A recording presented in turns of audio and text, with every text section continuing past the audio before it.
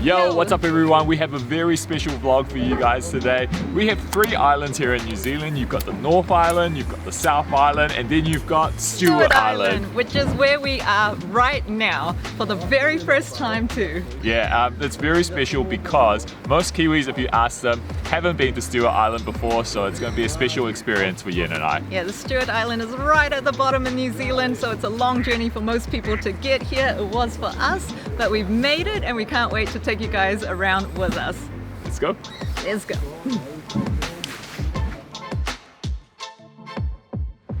If you're looking to catch a ride over here to Stewart Island, there are 2 different options. You can either catch a ferry like how Yen and I have done, or you can catch a plane over here. The ferry costs $158 return for person, and you've got various times throughout the year. So we caught the 9:45 ferry over here, and we'll be catching the 3 p.m. ferry back to Bluff. That ferry ride over the Foveaux Strait took us 1 hour, and it is a little bit like choppy, especially at the start, so I took my seasickness pills and I don't know if it helped, but at least I didn't throw up. You seemed a little bit munter still on the boat. I just went with my age-old trick, which is take a nap, so I did that for about half an hour and it was okay, bearable, thank goodness. But we're here finally. We made it, yeah, it's so cool. Just right next to the wharf ferry station is this red shed where you're going to find all your information, and we've been just chatting to Maddie and Maz, who've given us some awesome recommendations. So what we're going to do today is we're going to hire a car for 4 hours, which costs us $93, which will give us access to most of the roaded areas on the island, so we'll be able to see a lot more in the short time that we're here. Our car is just here, little blue one, perfect for us.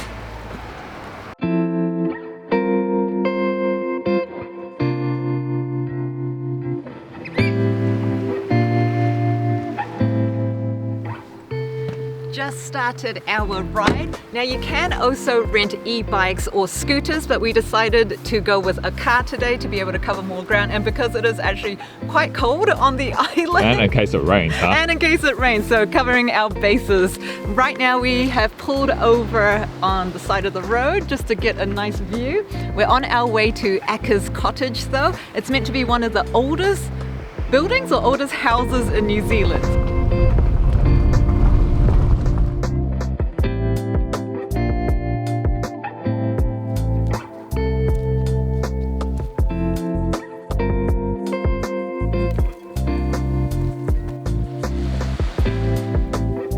So Yen's found some facts about the house. I have indeed. So it is Lewis Acker's stone house. It is the oldest European building on Stewart Island, which also makes it one of the oldest buildings in New Zealand. He was an American whaler and he settled here around 1836 before the township of Oban was established. And it also says that he was an exceptionally strong man because he built this entire house by himself. Oh, really? Out of local stone and clay mortar. Wow. Yeah, he was married to a Maori lady and they had 9 children together, and they all stayed in there, which seems quite incredible because it looks like a small house. Wow, look at the view. And it even has a little private beach too. Even this grass is really nice. Yeah. Seems very well kept. Yeah, it's like golden sands here, and even though it's like 11:30 already, you can still see some of the warm glow from the sun right over there. It's quite amazing.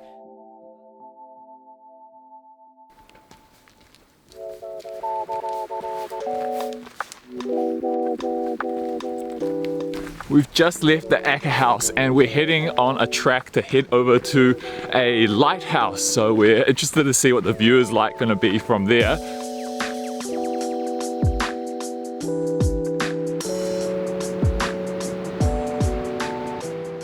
This marks the spot where it used to be Stewart Island's only lighthouse. It used to also be wooden, but right now it's like a modern beacon.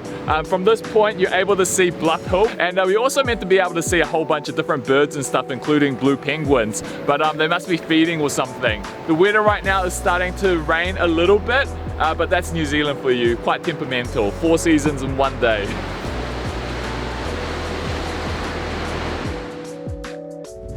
That was a great little walk. It was about 30 minutes return, and it warmed us right up, me especially. Right now though, we're going to go make our way over to find some food. We looked up a place called Kai Kat, and it's only about a 5-minute drive away, which is handy.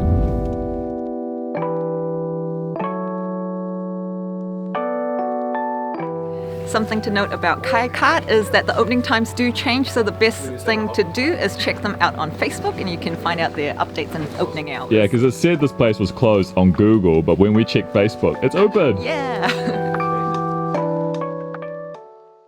I was just chatting to Sue, our kind chef who's made us this delicious treat. We just got our fish and chips. Ooh. So what's famous here are these mussels, which are farmed on the island, and also the blue cod, which are caught just right off the coast there. I'm super excited to get into this. It looks delicious. All right, let's start off with one of these mussel fritters first. Nice and golden. Ooh, listen to that crunch. Oh, I can feel the steam too. Whoa. Well, that is hot. But at the same time, it is delicious. Break off some of this blue cod too. Oh man, look at this. Nuggets of freshness. Okay, it's steaming, but it smells so good. Blue cod is one of my favorite fishes because it's got nice flaky texture. Let's have a bite.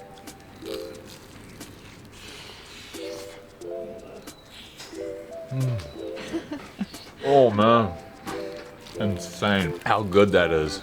It looks really fresh. That has got to be the freshest blue cod I have ever had in my life. Oh man, it tastes like it's just been caught right out of that ocean, put into this batter and dunked into that oil, because man, that is so good. Oh, it's perfectly salted, it's perfectly flaky, it's perfect.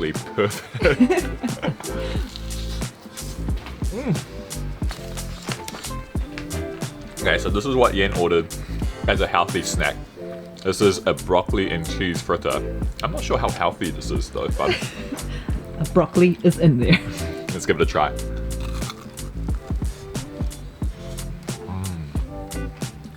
That's a lot of cheese. It is really good. Let's have a look at the inside.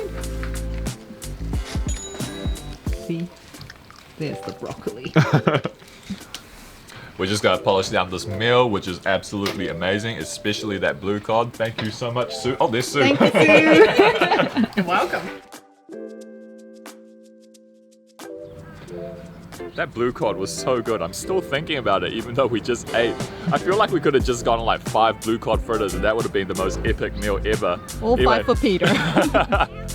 But yeah, anyway, now that we've refilled, we are heading over to Observation Rock Lookout Point. It's just a short drive away, so let's head on out. One tip though is that there do seem to be a lot of sandflies. Oh yeah, there's tons of sandflies everywhere, so yeah, bring repellent. Some repellent, yeah. It will be handy.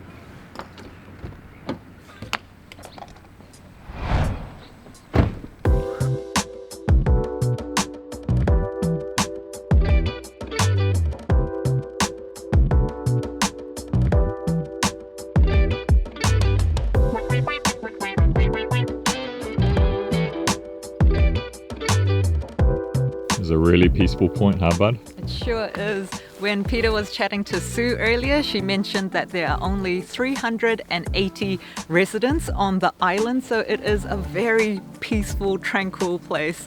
I'm so glad that we rented the car though, because I think we've been able to cover a lot more ground than we could have if we used the e-bike or the scooter, plus that extra protection from the rain. Although we have been very lucky. The forecast said that it was meant to be raining throughout the afternoon, but it's been pretty clear for us for the majority of the trip. Yeah.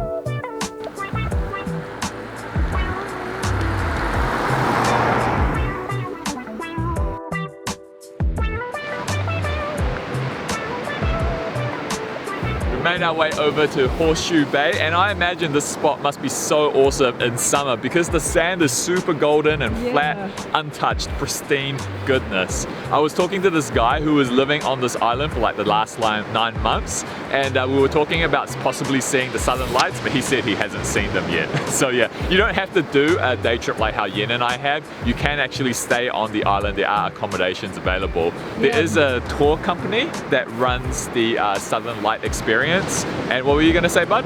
It's apparently really rare to see with the naked eye, and you also need perfect weather conditions and all that, so yeah. Yeah. Rare to see, but it looks beautiful. Hopefully Yen and I get a chance to see one of those one day as well. One day. We kept driving a bit further along Horseshoe Bay Road, and you can see how the place got its name. The other part of Horseshoe Bay, the sand looks way more grey there, so I'm glad we pulled off at that first stop because that was really pretty and quite unique.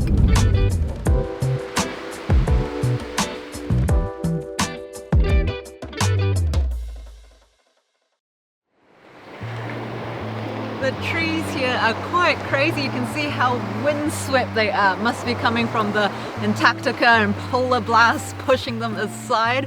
So we are here at Lee Bay, and it's apparently where the road ends and the start to New Zealand's southernmost national park, Rakiura National Park, begins. You can do a whole bunch of walks here. We're not going to do that today because we don't have the time. We need to catch our ferry soon when it comes at 3 p.m. But the walks ranges from the shortest track being 1.5 hours, and then there's ones that can go all the way up to 11 days. It covers about, I think it was 80% of the total land area of Stewart Island. So yeah, it's a big place.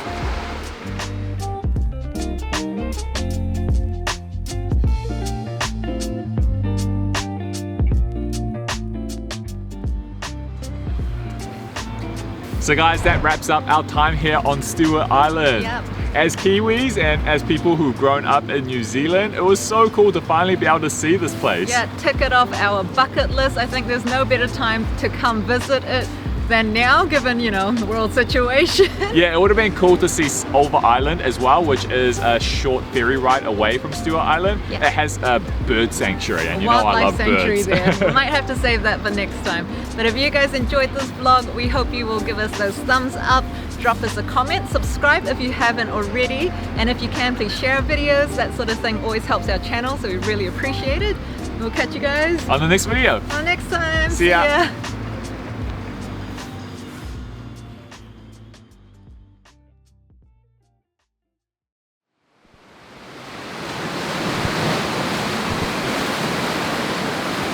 We made it back to Bluff, and since we still had a little bit of sunlight left, we thought we'd make our way over to Stirling Point, which is quite an iconic spot because we've been all the way to Cape Ranga, if you remember. That's like the northern topmost accessible part of the North Island, and now this is the end of State Highway 1 or the beginning of State Highway 1, which is the highway that runs all the way from one end of New Zealand to the other point of New Zealand. So we will wrap up officially now here.